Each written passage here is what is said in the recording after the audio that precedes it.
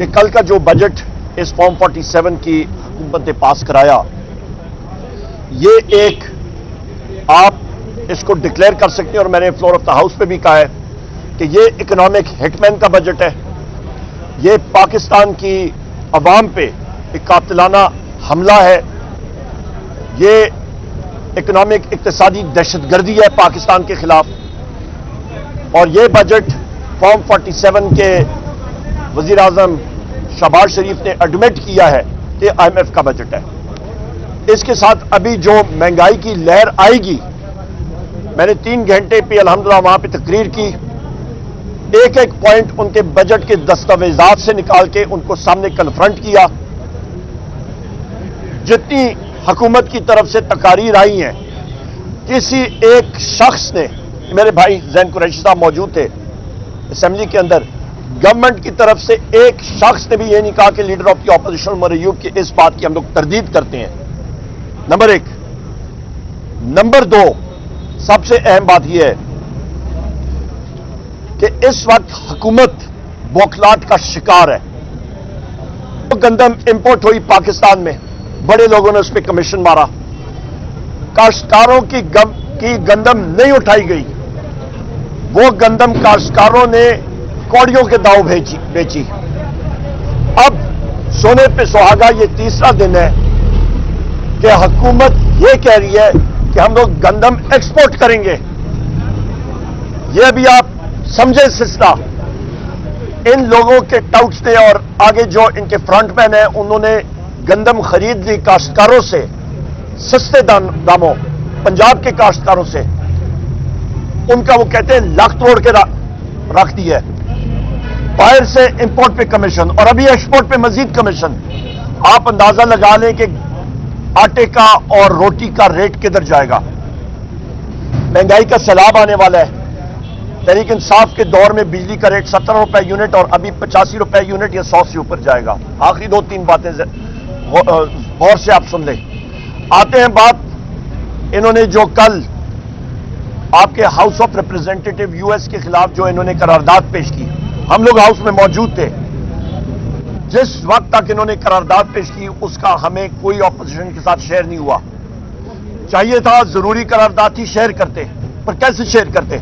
کیونکہ اس پہ ان کا بھیانک جھوٹ جو ہے وہ سامنے آتا تھا۔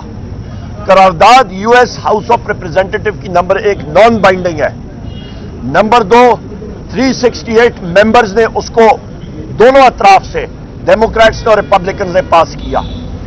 تیسری اہم بات کہ US گورنمنٹ نے جس وقت ڈونلڈ لو کے ذریعے، سائفر کے ذریعے پاکستان کے اندرونی معاملات میں مداخلت کی تھی اور فارن آفس نے ڈیمارچ دیا تھا اس پہ، اور سارے کے سارے آپ کے سیکورٹی ادارے بھی موجود تھے، تو اس وقت کا واقعہ ان کو کیوں نہیں یاد آتا؟ ہم نے اس وقت کنڈیم کیا تھا اس کو۔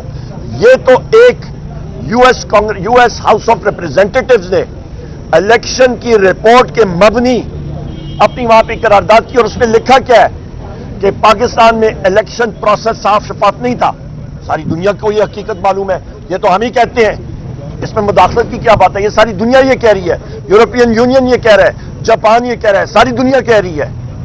دوسری چیز، آپ کے ایک پارٹی کے خلاف ویپنائز کیے گئے قانون، یہ ساری کی ساری دنیا کہہ رہی ہے۔ لہذا آپ یعنی کہ یہ گورنمنٹ یہ ڈرے نہ، حقائق کا سامنا کرے، اور جو اصلی مینڈیٹ ہے فارم 47 کا 180 سیٹوں کا، وہ واپس پاکستان تحریک انصاف کو ملنا چاہیے۔ بہت شکریہ جی۔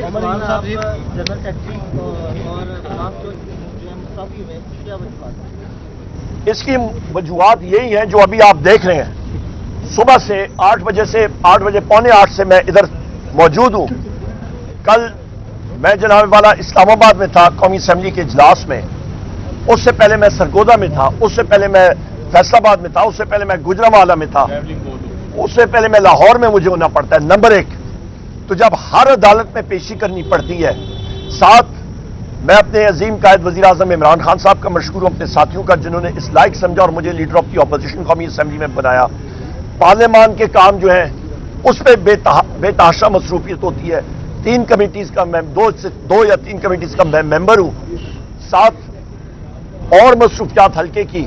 सो लिहाजा मैं बहसियत सेक्रेटरी जनरल मैंने खुद महसूस किया कि मैं अपने काम के साथ वो जिस तरह पहले मैं फोकस कर सकता था, वो अभी मैं फोकस नहीं कर सकता था। इसलिए मैंने वज़ीर आज़म इमरान खान साहब से गुजारिश की और उनका बहुत शुक्रिया कि उन्होंने वो इस्तीफा माना।